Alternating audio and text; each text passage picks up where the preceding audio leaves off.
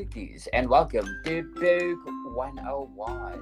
Book 101 is all about the books that I read for the last 40 years. And today I have my special guest. She is the author of several books, no other than Miss Sapha Burnell.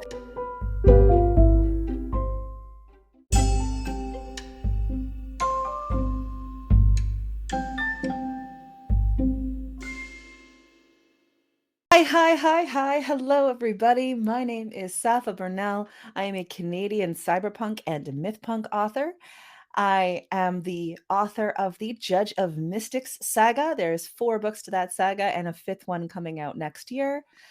We've already discussed on this wonderful channel a Book 101 review, Char and Ash, which is book one, and book two, Son of Abel, book three, Book of Revels, and book four, Ginnungagap, just last week. So please do go back and listen to all of these amazing podcasts. I am so glad to have these interviews. They're just fantastic with Daniel Lucas.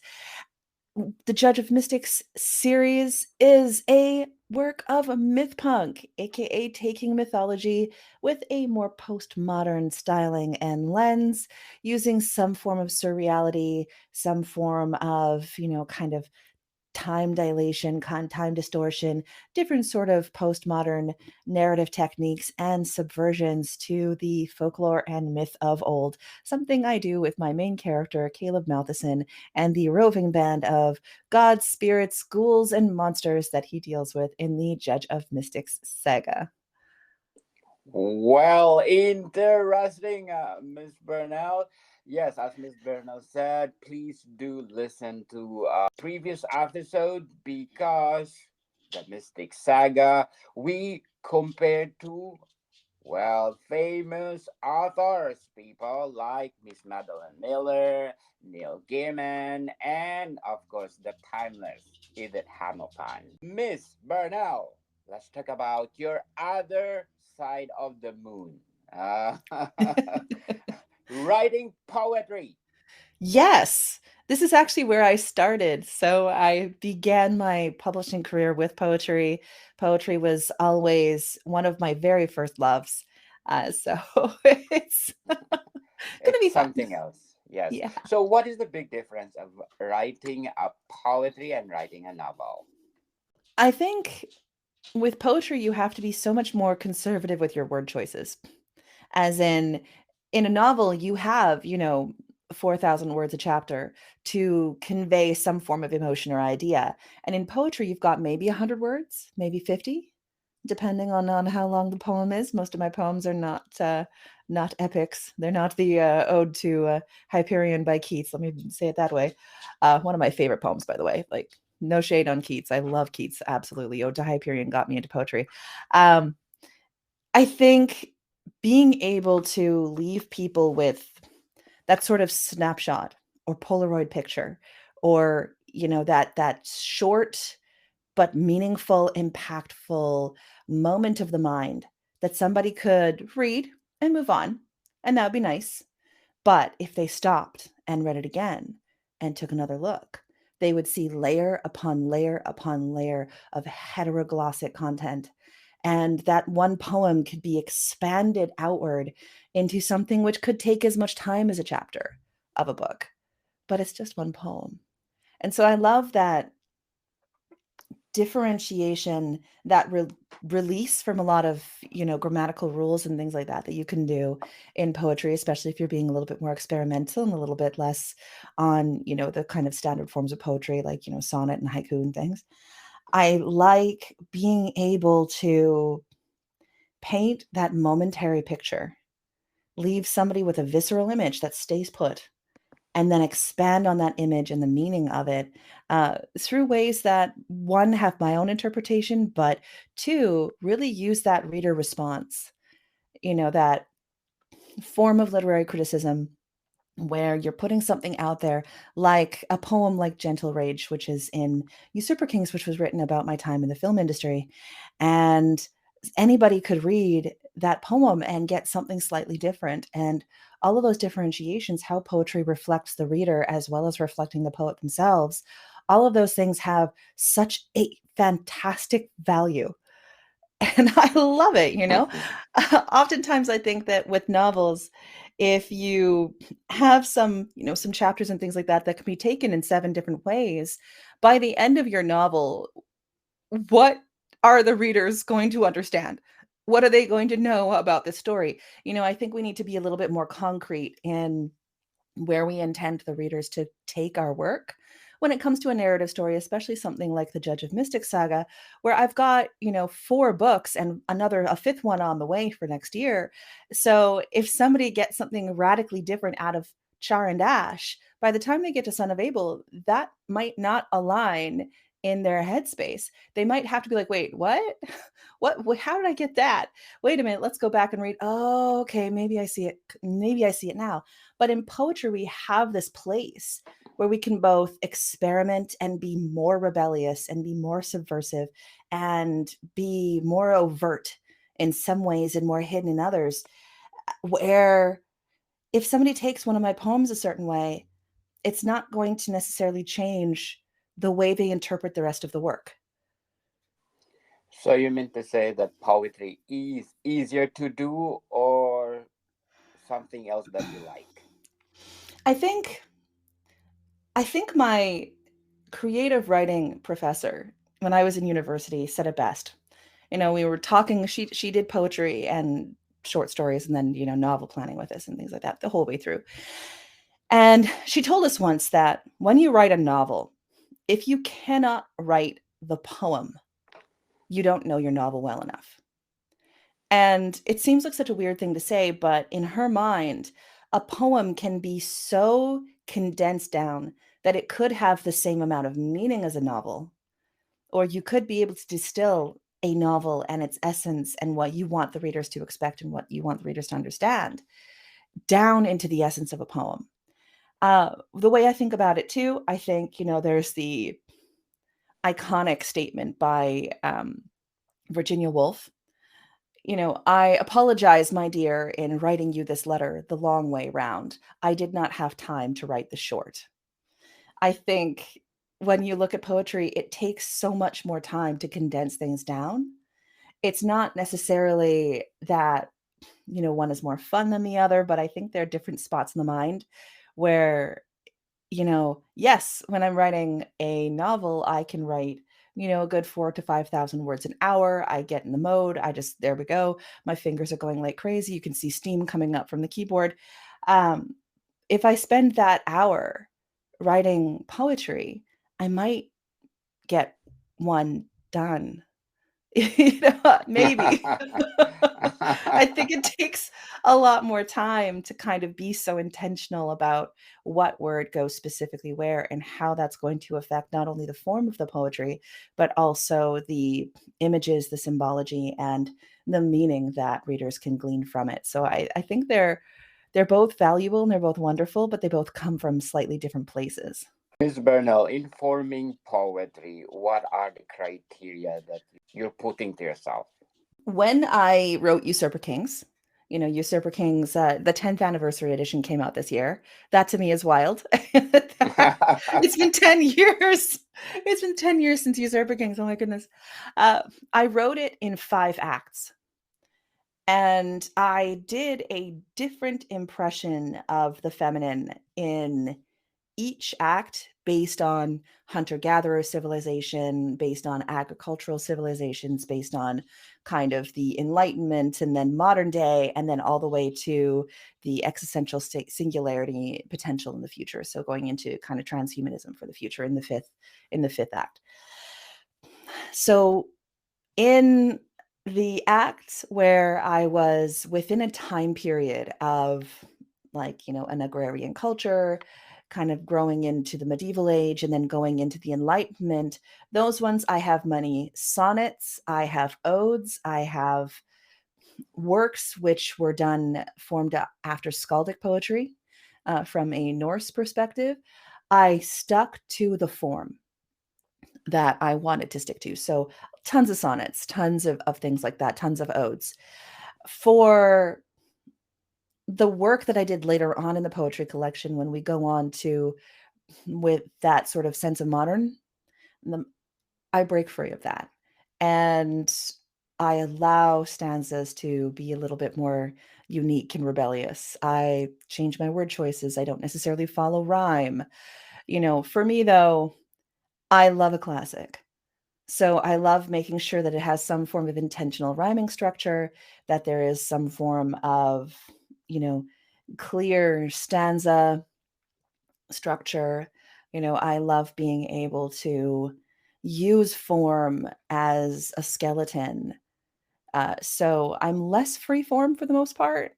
And I do follow on, my different kinds of sonnet forms. I do follow those odes. I do follow a little bit more closely to those kind of old school standards, especially when it comes to rhyming schemes and things. Uh, and then I allow myself freedom when the context allows it as well. I find that doesn't necessarily answer your question perfectly, but I do, look at the structure of the poem. I do like using those rules. I do like using those kind of traditional poetic models as that foundational building block, which I then can tweak a little bit here and there as I go. But I feel like if I have those structures, what I can do with those structures is almost infinite. So I'm not necessarily always going to let them go and be totally free form. I'm going to allow myself freedom within certain forms and then kind of break those forms as I go. Very well said, Miss Burnell. But before we go on, I want to shout out to my ranking tabs in the last 30 days according to my Apple chart.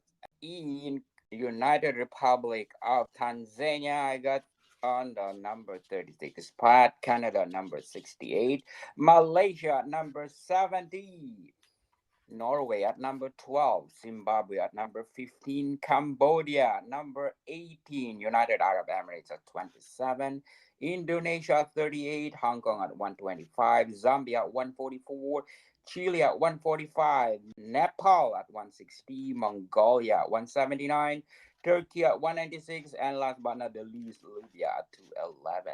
Thank you so much for supporting this podcast because this podcast is created to empower writers all over the world, like Miss Sapha Burnell. Miss Burnell, Usurper Kings, how did you craft this poetry book?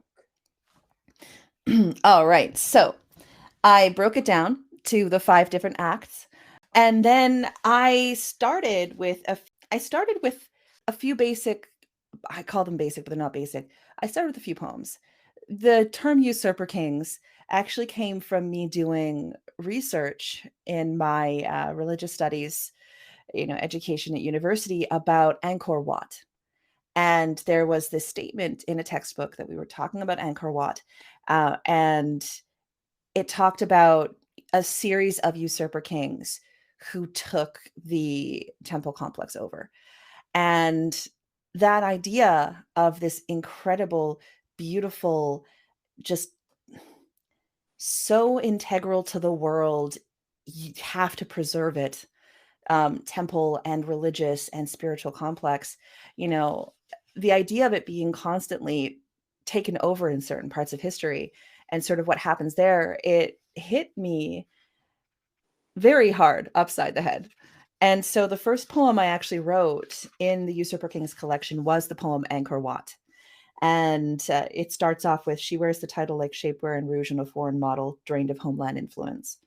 And going from there, I was able to sort of find the structure of discussing womanhood, discussing the feminine, discussing both the mightiness, the humility, the whole kind of gamut there of the feminine through time. And when we start off in Generosis with that sense of creation. And what does it mean? What is creation like? If we created the universe, what would it be like? And then going from that creation story to, the stories of Hera and Athena, Pallas Minerva, this sense of cosmogenic choreography, this sense of cosmogonic creation, that sort of creation story all over again, and the role of womanhood and the role of just the feminine in any act of creation. And then I took that and went, okay, now that things are created, where do we go? We go into Even the Other, which is Act Two. And that one has, it starts off with Angkor Wat and it goes to poems like Sacrificial King, which was, one of the poems. There's a few poems in here that were directly related to experiences I had. Other poems which were more fantastical, they were more, obviously I don't have a, I don't have an experience in my head where I've met the Queen of Heaven, mighty Hera, Oh, I but love Hera. oh yeah, she's a lot of fun. She's in Diadème de Reine de Ciel. Um, obviously mythological figures I have not met in person, but the poem Sacrificial King, for instance, was about meeting this genuinely lovely person, this lovely man in a coffee shop who was, speaking in broken English, trying to tell me that he was from Russia. And then, he's just kind of looking to get into the dating scene and things like that. And I was like, oh, that's lovely. I only know enough Russian to listen to Vysotsky. And, just us having a conversation that we both do a good 2-3 minutes into the conversation would be the only conversation we'd ever have in our lives. And for some reason, it just stuck, knowing that you have this one moment with a person and then you're never going to have that moment again. And so I immortalized it in the poem Sacrificial King. So, Um, Miss Burnell, can you read some of the part of Angkor Wat? Angkor Wat. She wears the title like shapewear and rouge on a foreign model, drained of homeland influence, infused with coffee and vodka, doted on as the hip-bearing mother of cultured generations, which owe her despite the bitter conception. She is taught the opposite of gravity, spun spines hitched up, supported in dainty, voluptuous columns of our own fickle design. Eurynome's pageant breaks quiet stone, women goddesses stroking the emblems which in past eons made worshippers of frightened, mystified men. The river and springs reflect evil Medusa, man-killing snake. She stole his kingly divinity and stomped on his libido. Kali, goddess of rending teeth, whose libido satisfied has no use but violent hunger and annihilation of weaker intent. Hera, whose diadem reigned in infinitum before her brother husband bound in matrimony. Cuckold queen, her silence over dishonor he imposed. Or frail Hestia, draped across her pale, dusted hearth, making eyes and folding clothes for her conqueror king, who won her from devious Lancelot Attila. Uranos' foam daughter, Olympian's gambit, Aphrodite poses too, in the frothing spring halfway off her cockle shell, to bewitch and undermine male decency, obedient to animal passion and delight, the allowable power of woman, to capture and be caught, spun in fresco for generations, to gaze upon, Mother, mother, how pretty you looked. Ascetic women, unconscionable or uncaptured, must not infect the proud tradition of putting usurpers on her throne. Wow, interesting, Miss Burnell. If you want to go back and revise the book itself, which part of the book you want to revise? Ooh, there's one poem. There's a specific poem called called Planet Fall. And Planet Fall was one of those poems that when I was working with my editor, I was like, you know what? If we need something that it's quite a large poem, it takes up quite a few pages, because it's more of an ode, just kind of that sort of a little bit more epic. But if we need it for page count, I could give it to you. But I'm not really sure about it. I don't know. Like I was wambling around the poem, and so I gave it to him, and he was like, "Yeah, no, we need it." I was like, "Well, no, like I need to edit it. Like let's work. Can we workshop this poem?" And he's like, "Nope, it's good the way it is." And I'm like, "Are you sure?" And I was clearly like, I wanted to take another crack at it. But strangely, Planet Fall has been the poem that whenever I've had reviews from members of a more male persuasion, for some reason, Planet Fall is their favorite. At least this has happened, a good dozen times where I've had people come to me like, "Oh my God, that the poem Planet Fall is amazing." I'm like, okay. Something else. Yeah, I could have made it better. It is quite the long poem. It does take up quite a few pages. And it is more of a story. So it is more of a narrative poem. And I think that might be the reason, just because it is the story. Of course, it's science fiction. So it's the story of um, basically a starfighter who gets into a dogfight with another starfighter. They land on an alien planet and then find out that they need to help each other get away from the planet. Of course, it's a male and a female. And then the female ends up, like, they basically fall in love. The female ends up getting back home where her lover was waiting for her and trying to figure out what to do.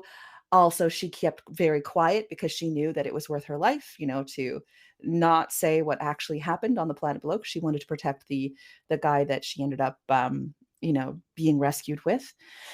And so, in the end of it, it's basically her kind of coming home. Fury, little Fury, what do you hide? The wind asked as once she lied, and tugged a string of gold beneath the fabric of her demise.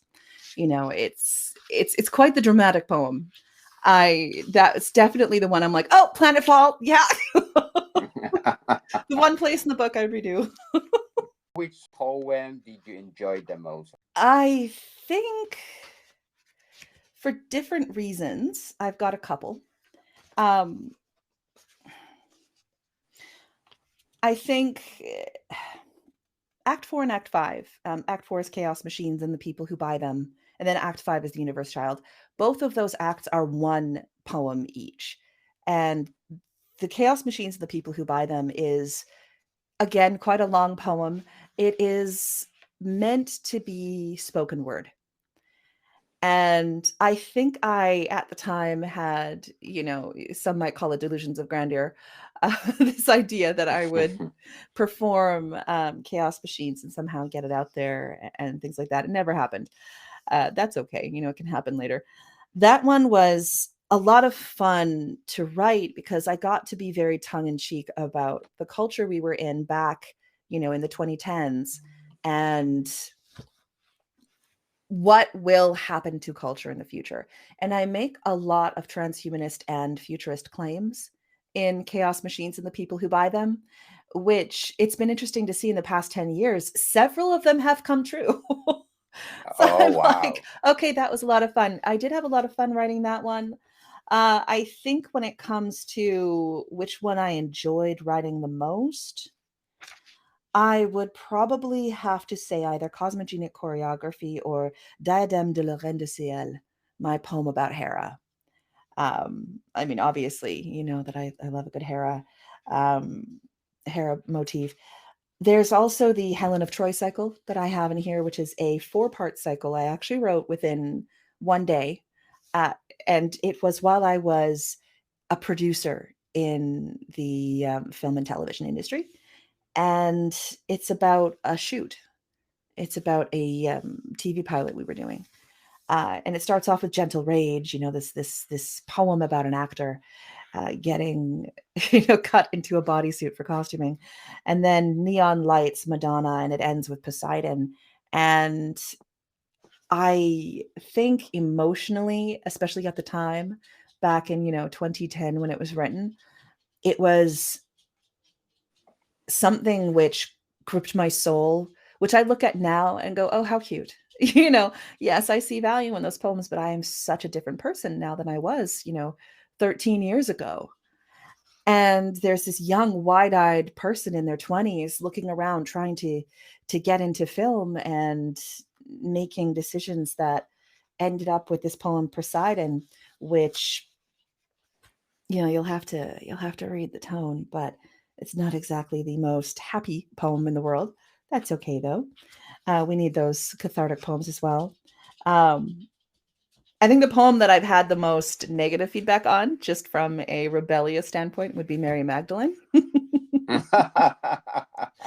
I'm curious, Miss Burnell. Can you recite some of the stanza of the poem about Hera? Absolutely. Diadème de la Reine du Ciel. Heavy-lidded queen, painted in light's ample twin, Janus-faced shadow coats your regal brow. Your brow pulled smooth, deliberate chisel, deliberate carver's demands, Plaited hair waves a raucous sea, your brother. Iris has yet to stir within blank, smooth eyes, lips stray beneath a ruler straight nose, full, supple as your dignity, as your 1,000-year reign.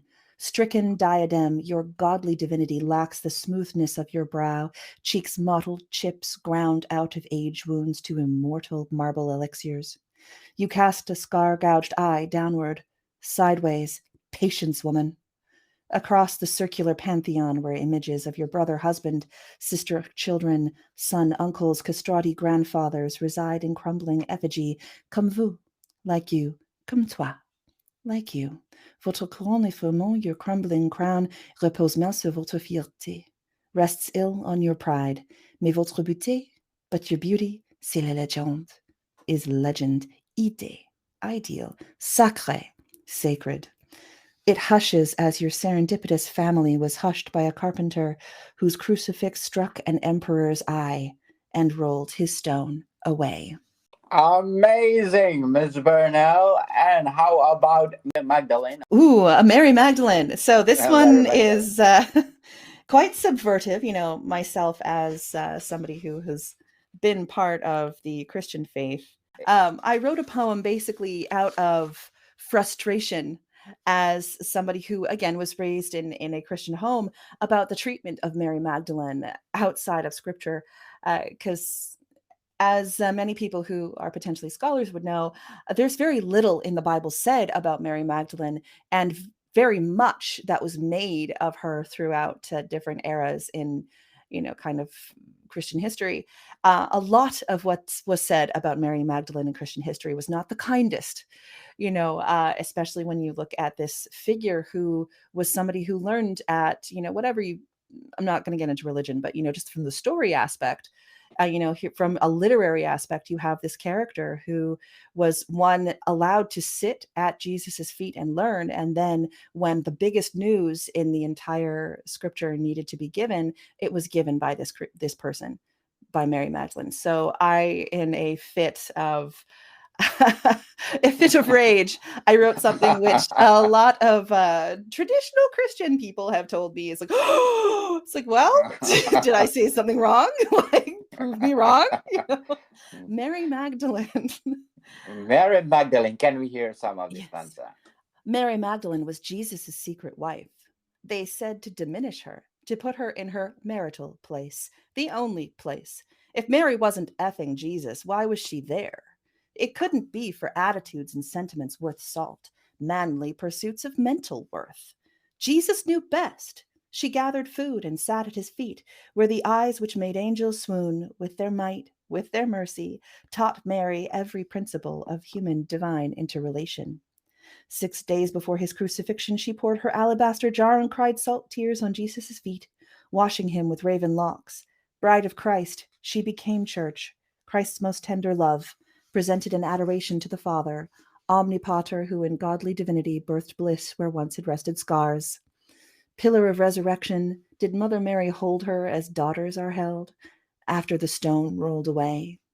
Interesting indeed, Miss Yeah, Burnell. it was that idea that we get, in a lot of places where, oh, no, no, no, no, no. You see, Mary Magdalene, she must have been Jesus's wife. That's why she's there. And it's like, there's no record of that. She's allowed to Yes. be there just because she's there. Definitely. So let's hear about Madonna. So this one's going to be a little bit different. This one is part of the Helen of Troy cycle. And, props to Macromicrocosm Literary Review for first publishing it before it got into this collection. Um, this one's going to be a little bit more different. Painted Virgin, lonely Virgin Mary after Jesus' birth, shaking, waiting for hope to turn to her corner of the globe. Taste her, Joseph. Turn her pursed mouth and mangle-pert pink lips, swollen with the fright and exertion of the dance floor. Gaze upon him, head tilted in desire, fond complacence. One snarling kiss must fill fantasies with its triumph. She knows what she wants. Oh, so if you compare Miss Burnell, Madonna, and Mary Magdalene, which is more easy to write? I think Mary Magdalene happened very quickly. It was, again, that moment of rage where I was like, that's not how it's, oh, and sat down at my keyboard and was like, "Ba-da-da-da-da-da," and then Mary Magdalene was done. So it happened in a fury, in this moment of upset in my in my soul. Madonna is actually something I wrote after the experience. We were doing a fundraiser for a TV pilot that we were on, and it was at a club. And, obviously, if you bought shots or did whatever, that all that money would go towards, go towards the shoot. And here was I, somebody who had really pretty much never been kissed, at the time. I had no experience with dating and things like that. I was all career, career, career, that kind of thing. And there was that moment of, drunken revelry where we're dancing and an opportunity came. And it was just like, "Oh!" And it was that idea of what would be in someone's mind, what would be, um, in the mind of the Madonna, like, just where do you go with that energy?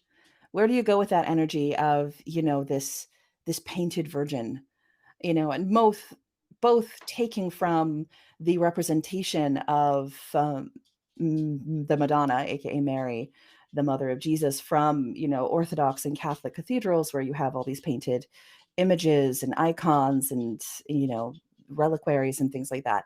So looking at it from both that sort of rebellion from religion standpoint, and also looking at it from the standpoint of what would it have been like for this young woman, again going into the story behind it, not the politics or the religion. I put those aside. The story behind it of this young woman who had really never experienced any of that kind of thing. All of a sudden she's walking around with a child, and there's this Joseph figure in front of her. What does she do? Do you think you missed something, personality that you want to include? I think the personality that I included in a lot of the poems was quite autobiographical in certain ways.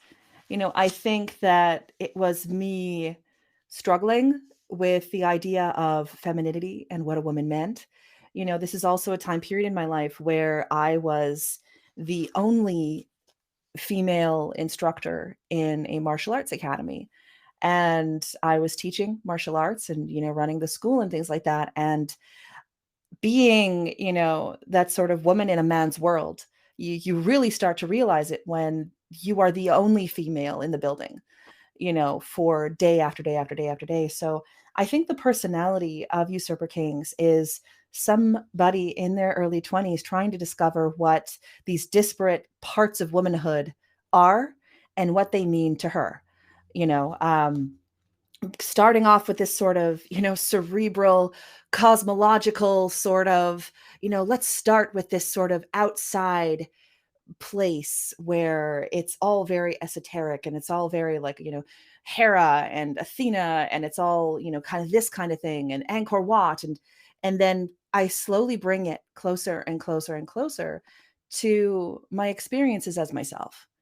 And what I was struggling with being, a woman in a man's world, what I was struggling with being this, young person in their 20s trying to get into the industry as a producer, and all of the things that went on, all of the baggage that comes along with that, and then from that slow pull and draw into something very personal.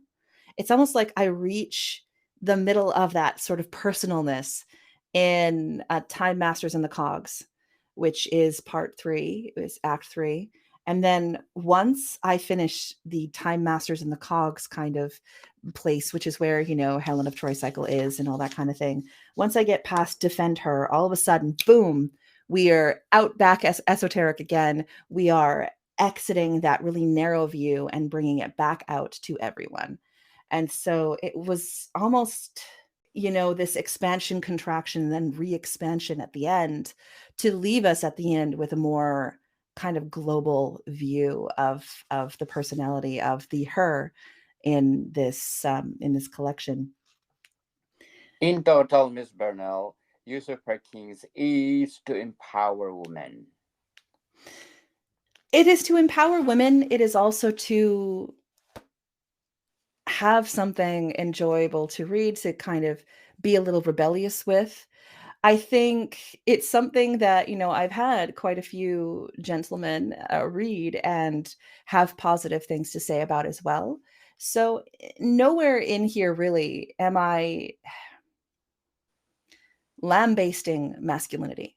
Instead, I'm trying to understand how masculinity fits with femininity.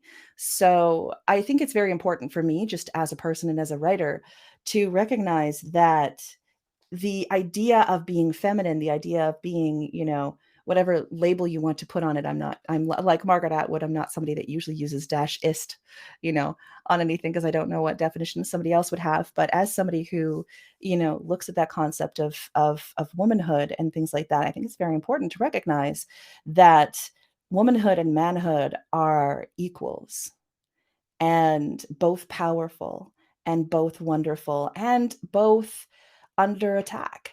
And so being able to take a look at the feminine and take a look at womanhood, while also in certain poems like Planet Fall, where, our masculine hero ends up being the hero in the end. There's also poems like Proximity, Adam slash Eve. That's another poem that has both perspectives in it.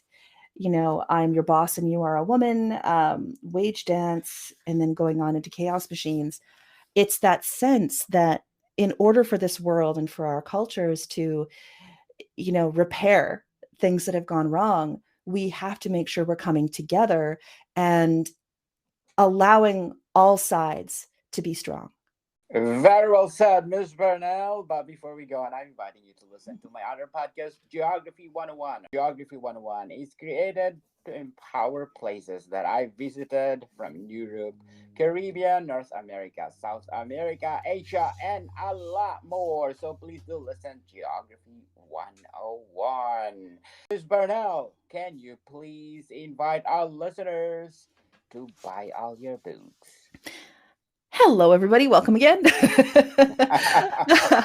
I would be immensely grateful if you purchased my books, either in digital, paperback, or hardcover. Um, I have several books for sale right now, including Usurper Kings, Neon Lieben, Future's Lens, Son of Abel, Charmed Ash, and the upcoming, by the time this is posted, there will be another book called Warp Lens, in which my story, The Cottonmouth Smile, becomes a part. If you want more information on where to purchase my books or more information on myself, you can go to saphaburnell.com. That is SAPHABURNELL.com, and receive more information on myself, my work, and my weekly Twitch streams. So if you are a author or a writer or a poet and you want eyes on your prose, we have community workshops and live beta reads every week, every Tuesday and Thursday, live on Twitch at Usurper Kings, because Usurper Kings is where you can find me across all social media platforms. If there is a Usurper Kings, it's going to be me. Definitely, Miss Sapha Burnell. Is this your debut book, Miss Burnell? Usurper Kings was my debut, yes. What did you learn from it? I learned that poetry is a place where you can be as radical as you want, and as rebellious as possible. Rebellion is a good thing. I learned that I needed more time to grow as a person before I tackled the novels I wanted to tackle, like Neon Lieben and Charmed Ash and Son of Abel. I also learned that the experience of working with an editor is such an incredible, beautiful thing, and yes, it can have those moments of frustration, but I wouldn't have traded that, for anything.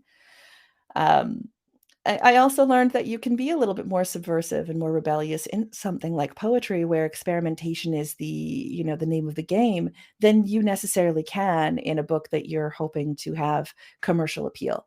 So to me, poetry is that place where I get to, you know, take the weighted clothing off, if we want to go with a Dragon Ball Z reference there, and